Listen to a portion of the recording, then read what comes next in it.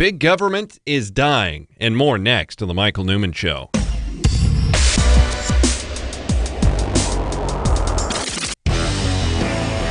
Oh, hi everybody.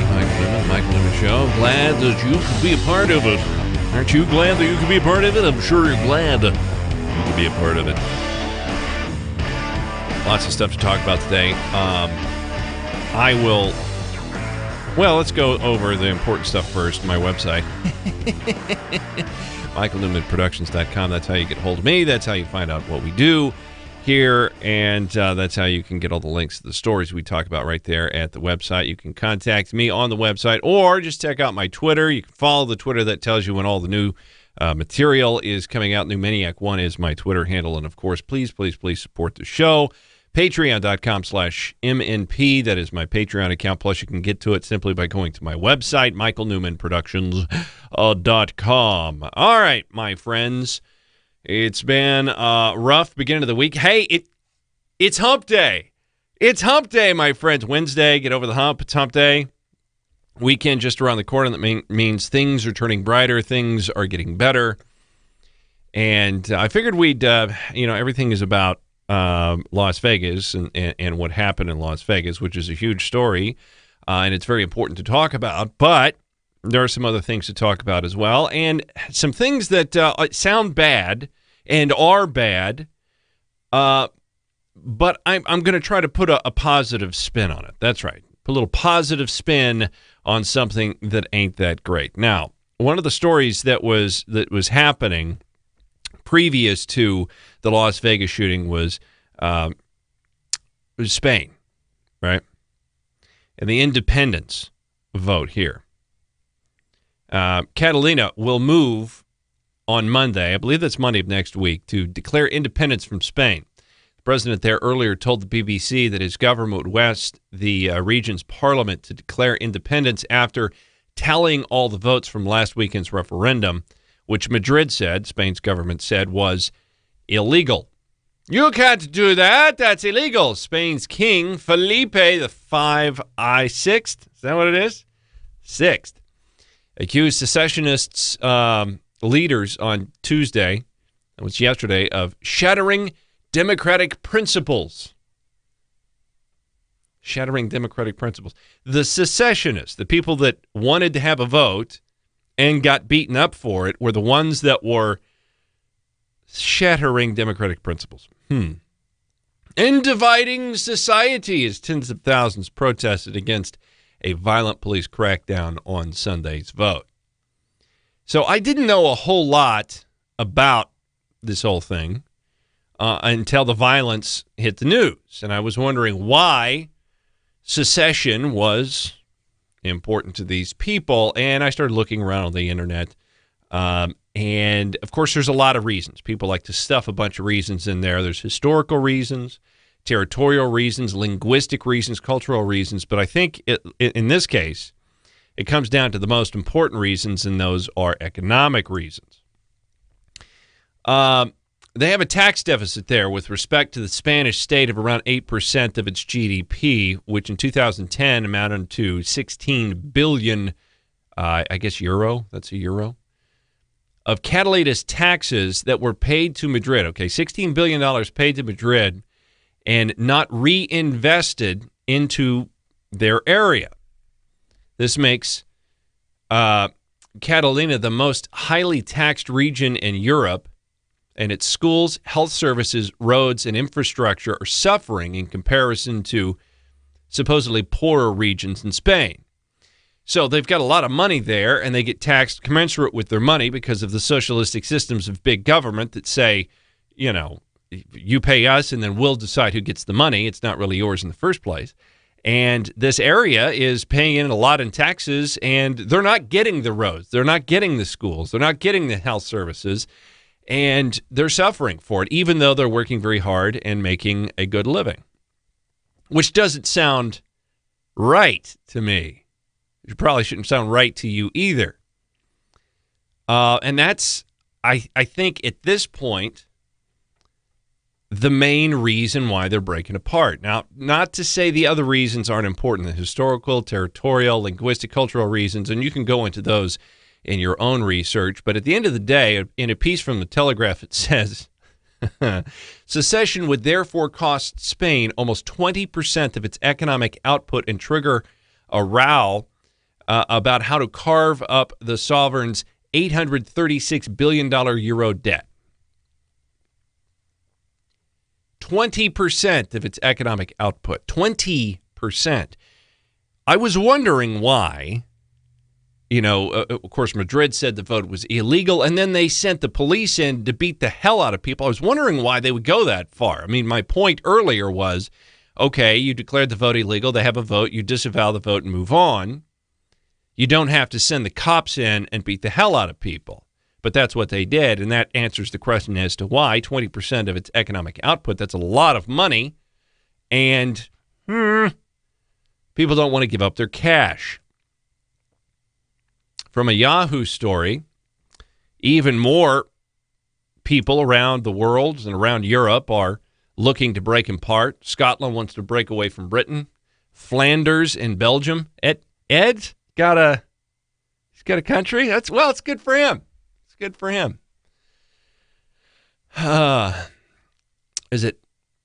Let's see. New Caledonia in France, Corsica in France, the Faroe Islands, Denmark, all want to break away. And, it's not just in Europe. It's not that just these small provinces in Europe that want to break away, kind of like Brexit. That's not the case. It's places all over the world that want to break away from the major body politic. There's always been talk. There's been talk for a long time about a breakaway Texas being able to take care of themselves. And a question for many years it's been going on. And now California, there's been a lot of talk about California seceding, breaking up into several different provinces and things. Because, if you go to California, it's really very different countries based geographically on where you are. The whole place is run out of, Los Angeles, basically, because of its population density. Los Angeles, San Francisco. And they get to dictate the policy for everybody else. Well, there's places out there where there's farmers and more rural people that are actually very much more like the Midwest, and they say, we don't want to live by these things. You're taxing the hell out of us. You're making environmental regulations that make it impossible for us to be farmers out here. You're destroying our industry. We don't want to be a part of it. We do not want to live under the yoke of your tyranny anymore, and we want to break away. So this is a phenomenon that is happening for a myriad of different reasons in a myriad of different places all around the world. I call it good news. You see, it's a pattern that's slowly and from a very small seed beginning to arise, this pattern of smaller groups, smaller governments, more responsive and more representative of their people.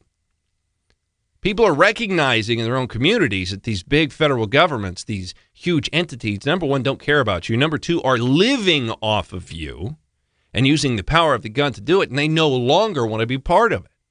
And instead of going in and trying to take over the federal government and do it my way, they just want to break away and say, look, okay, no, whatever you're doing, we don't like, we don't want to be part of it anymore. You're stealing from us. We're just going to walk away and go it on our own. We'll figure it out. Thank you very much. And I think this is a pattern that you're going to see accelerating around the world, at least around the Western world. Because if our political discourse in this country is any measure of how separated we are, I don't know that there's a way that we can come back together. If the Californians, if the liberals, if the New York City people want to live in a socialist tyranny, fine, let them do it. I don't want to live that way. Many of you don't want to live that way. Most people don't want to live that way. And if we want to avoid a war, a civil war, maybe we should just allow people to break up. Maybe saving the Union back during the Civil War wasn't the most important thing. Because if it's a union under the yoke of a tyrant, then what use is it? I mean, it comes down to the same reasons why we broke away from Great Britain in the first place. We were in this gigantic piece of land. We were there taking care of ourselves, getting not a whole lot of help at all from Great Britain. and being exploited, and we said we didn't need it anymore, so we broke away. We didn't want to do things the way the king wanted us to do things because we recognized that the king was just living off us. We were being exploited by the sovereign, and we no longer wanted to do that. And in a different way, I think that's happening certainly in this country and certainly in the EU. The EU is riding herd over the government, the sovereign governments there, and certainly over the people and their ability to prosper economically and living fat and happy in Brussels. They steal from people. That's how the EU, that's how the rulers of the EU, number one, want it to be, and number two, that's how they see themselves in society as the ones that rule, the ones that deserve whatever it is that you've worked hard for. This could be the beginning of the end of an all-powerful federal government controlling the lives of men. It could be just, I'm not saying it's going to happen by the end of my life. Matter of fact, I know it's not going to. But if we stay on this pattern, if this pattern continues and is allowed to continue, if people continue to get fed up with the powers that are attacking them and just slowly start to back away from them, and that pattern continues to divide and divide and divide, eventually we're going to get down to what is good government, and that is the smallest government possible. So that's a good thing. That is something that should make you happy. That is a bright, shining light of news in what has been certainly a dreadful story there in Spain, and a week of really just bad news, right? Especially when, according to the New York Times, we're in the golden age of existential dread. Oh, God. Everything sucks. Ah! Yeah. Well, a lot of things do suck. I will agree with that. Last month, after Hurricane Irma rolled over Florida, the state commissioner of agriculture took to look at the damage to the citrus crops and deemed it was a unique and existential threat to the industry. This was alarming, to say the least. Taken literally, it suggests that one of the state's signature industries may cease to exist. And if that doesn't sound alarming, perhaps it's only because we're surrounded on all sides by what they call existential alarm. Now, the New York Times states this as if human beings haven't been in a state of existential alarm since day one, right? Now, the things that we fear are very different than the things we feared when we were hunter-gatherers as a species, but the amount of alarm, bad things that can happen in life haven't changed. I mean, whether it's a saber-toothed tiger chasing you down or the IRS guy chasing you down, it's going to hurt you, right? It's going to be difficult to continue with these sorts of things. And, there is a general malaise and a sense of depression, and I get it, man. It's difficult. I lost my radio gig, and now I'm doing this internet thing, not making a whole lot of money, sort of working on my own, doing some voiceover and things like that. And it's very difficult to get by. I never go out. I really don't see anybody. I kind of hunker down at the house because as long as I'm here, I'm not spending any money. And I'm just trying to figure out a way to get by, trying to make this internet thing break through, or pick up on my voiceover career or something like that. And who knows? I may just have to change careers altogether. That's a possibility in my life. So I understand, and there's a certain level of existential fear there. That translates into a lot of industries. There's a story from Fox 5 New York. A small family farm has been slowly disappearing for decades, and this will likely be the case for the Minor Farm in Bristol, founded in 1864. It's a 30-acre parcel in the Chippens Hills. It's operated by Paul C. Minor, his wife Vicky, father Paul, Mark Minor, the brother of Paul C., and they harvest hay and they do stuff like that. 30-acre farm is not that big. I mean, I'm in Kansas. 30 acres it's a hobby farm. That's not even a farm. That's the land you go out and that's what you live on in Kansas is 30 acres, right? If you're out in the country someplace, 30 acres is pretty normal. But it's a story about the fact that small family farms are disappearing. that is a threat. That is something that scares people. It's certainly something that's happened in rural Kansas, where a lot of the small family farms are given away to larger farms and this, that, and the other thing. And it scares people for a couple of different reasons. Number one, people have a nostalgia, and they don't want to see the small family farm go away because they think it's the pillar of a community. And I think that's a lot of it, in fact. And it may be a little bit of afraid of, corporate takeovers of things. But for a lot of people, it's because the small family farm, just being a farmer, is what they know and what they can do. That is their skill set. So being forced into a different type of economy is a very scary thing. So there's tons of threats. I mean, of all different types out there: economic, physical threats, political threats. And we can solve for these threats as human beings. We always have in the past, by the way. Like I said, there's been threats, existential threats to our existence, and certainly our happiness and well-being, ever since the creation of man. So how do we solve for these threats? Well, the same way the hunter-gatherers solved for them. You're flexible, and you develop skills. It's pretty simple. When we were a hunter-gatherer species, if it started getting too cold, we moved. Right? Or if it started getting too hot, whatever it is that you're used to, whatever it is that your technology is based around, you went towards the thing that allowed you to continue to exist. Some people couldn't go anywhere, and then they figured out ways to exist within the new climate. Those are skills. That is education. That is knowledge. Being flexible and well-skilled and educated. Actually, well-skilled or educated. Knowing a lot of different stuff and having a diverse background of skills will get you through it, regardless of what's going on. What do I mean skills? Well, economically, having a large background of skills, being able to do several different things, will get you through economic downturns. If you can't be a construction worker, you can be this, that, and the other, or a welder, or whatever it is. If you have multiple different skills, you have more chances of finding a vocation, or being able to create your own business and move along. That's actually kind of one of the things I worry about. It's because I don't have a ton of skills. I've been doing radio for 20 years.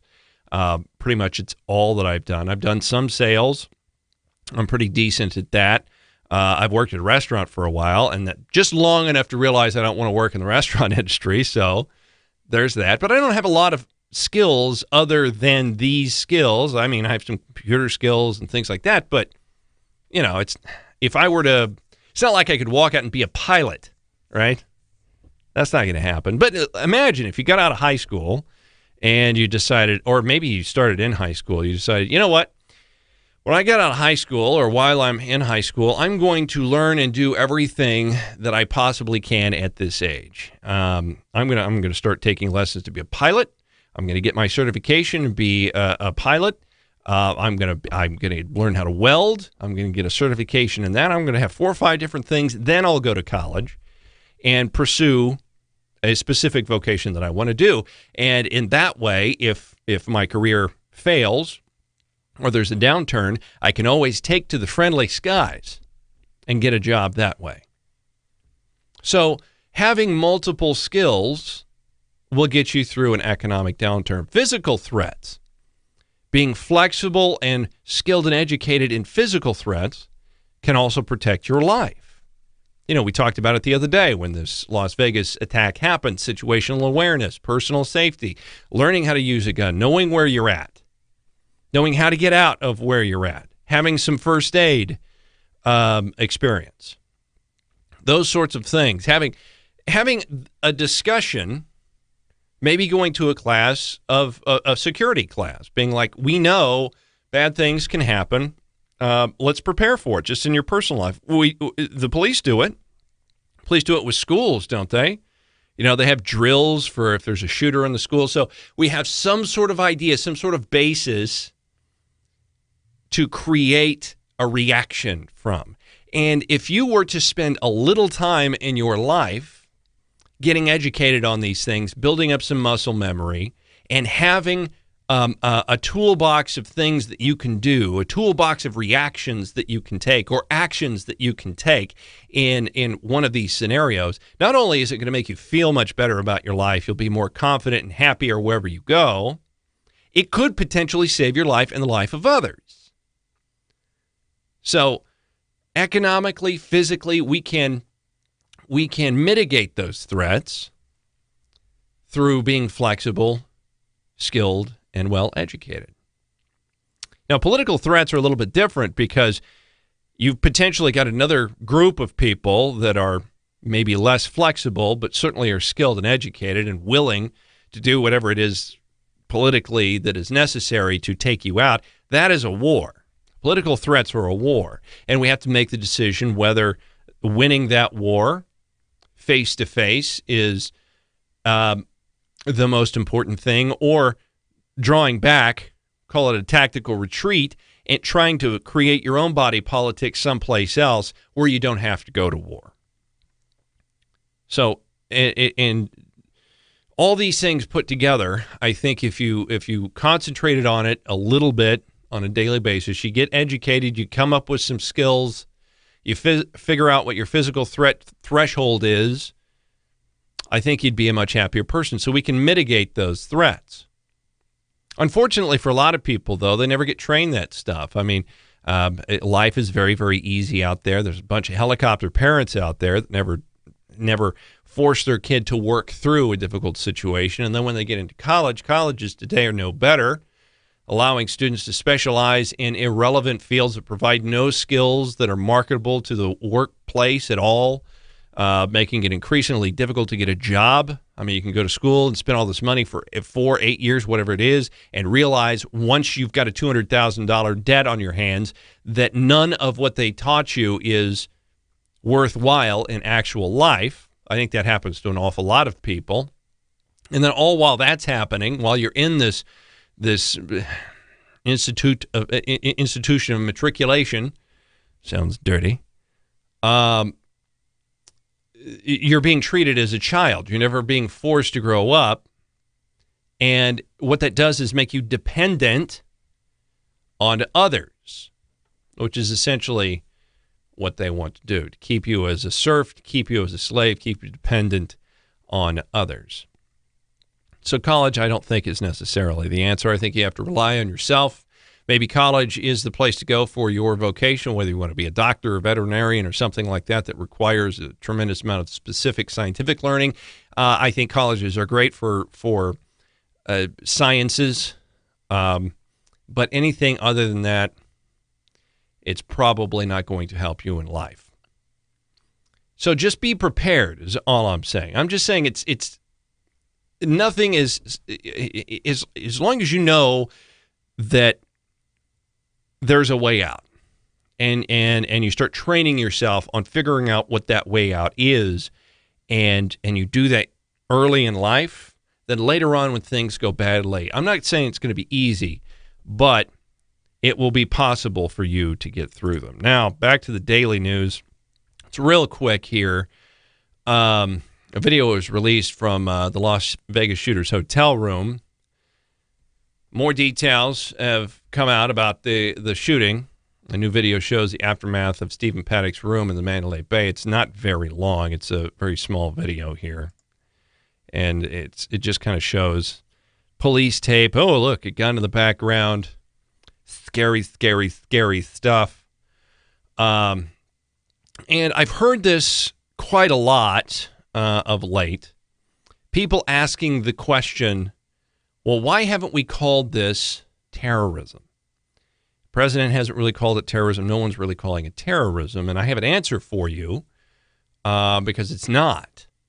It's not terrorism. This was not an act of terrorism that we can ascertain. You see, terrorism is an act that causes fear, and that fear is used to achieve a political change or a political goal. Antifa, now considered a domestic terrorist organization, they are that because they do things that scare people and hurt people, but are trying to achieve a political goal, a political change. What that is, we don't really understand, but hey, they're trying to do it, so it makes them a terrorist group. Now, For you people out there that think we should call this incident terrorist, I say no, because we can't and shouldn't start label things terrorism just because they scare us. In the same way, we shouldn't label everything racist or everyone that we don't like as Nazis, because labeling everyone in broad terms with those words negates the terms. It waters them down and prevents understanding. So when you scream racist at somebody, no one knows what that means. No one has an understanding of what you're meaning by racist. What does it mean? But you're calling him racist. Why is he racist? You're calling him a Nazi. Why is he not? I know what a Nazi is, and our definitions of Nazi now are not the same. Ergo, understanding and communication becomes a problem. So I don't believe it was a terrorist attack. We haven't heard anything that says that he had a political motivation, that he wanted to change anything. I think it was just a crazy guy, which makes it scary, right? He killed a lot of people, but so did the son of Sam. So did Albert DeSalvo, serial killers. And just tons of other people, and not even serial killers. We're talking some of these MS-13 gang members down there, the enforcers that come into the United States and do God knows what to people. Well, isn't that about the same thing? Because they're killing a lot of people too, and sometimes in horrible ways. It's pretty bad, but we don't really talk about it. And the only reason, ladies and gentlemen, the only reason this Las Vegas shooting is any different, and or better said, is treated any differently in the media, is because it's show business. That's what it is. When you go out and you shoot a bunch of people at a concert, and it's awful, and it's all over the news, that's show business. That gets eyeballs. If you're just a kid on the street, or better yet, I can't remember if it was Detroit or Chicago. I'll have to look up the story, but a little 9-year-old girl that was just, sitting in her house, laying on the floor doing her homework, gets shot and killed by a random bullet in a drive-by.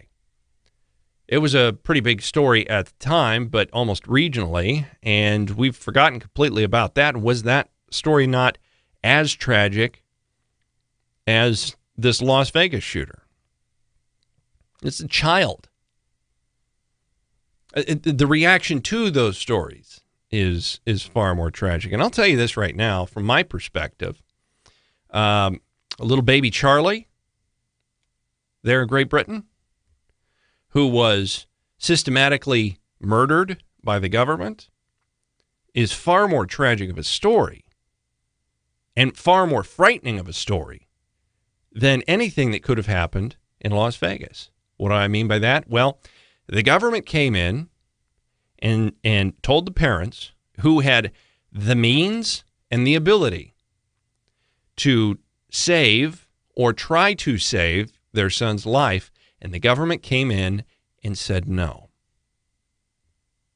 The government came in and said, no, we're going to let your child, die.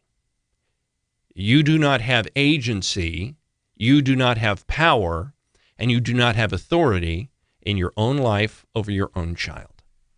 And when the government can do that, they have relegated you to something less than human. All right, I went for like 57 minutes yesterday. I'm sorry about that, but there was a lot to get to, so we're going to wrap things up. But before we do, how about some happy stuff? Happy times. Happy good stuff. Look at this. Ain't he cute? Yeah, look at the big dog with the huge, huge tongue. Apparently, this dog is now in the Guinness Book of World Records for his giant tongue. This is from the Telegraph out of the UK. And this is our dog, Mochi Rickert. She holds the Guinness World Records title for the longest dog tongue. Mochi is a rescued St. Bernard, and we've had... Notice how happy this woman is. I know hey, my dog's in the Guinness Book of World Records, and you should be happy, but this gets a little weird towards the end. She's a little bit too happy, in my opinion. Her for about 6.5 years, and her tongue measures from snout to tip 7.3 inches. Wow. Look at that, yeah. She's brought a lot of joy to our life because she is so calm, and she's also a comic relief to us because she's very funny. She loves the peanut butter so much that today we used peanut butter to help encourage her to stick her tongue out so she could show you the impressive length and how far she can lick up on her face. When we open that Guinness World Records book and see Mochi's picture in there, we're going to feel very proud, and it's going to make all of the water and slobber that we've cleaned up over the last 6.5 years well worth it. Just a disaster. Can you imagine the housekeeping? And yeah, that dog gets water and slobber everywhere. I'm sure at some point in time there's been a big, unbeknownst to you, blob of slobber that you slipped on and almost broke your hip. I guarantee it. And then the dog's like, hi, and then starts licking your face, well, licking your neck and your face all at the same time. Oh, scary, scary stuff. All right, that is it for the show. Thank you so much for joining the Michael Newman program. You can go to the website. Oh, no, I hit the wrong button. Oh, no, we'll do it again. There we go. Go to the website, michaelnewmanproductions.com. If you do so, you can contact me. You can check out all the stories that we talked about on the podcast. You can check out the services link. I can do some voiceover for you and some marketing services. So check that out as well. You can also contact me via the website or just follow me on Twitter. It's pretty simple that way. Pneumaniac1 is my Twitter handle. And that'll let you know when all the stuff comes out, all the new stuff and what have you. And most importantly, please, please, please, when you're on the website, click the support button or just simply go to my Patreon account and support the show, patreon.com/MNP. And that is what keeps me going. Have a great afternoon. Wow, see ya!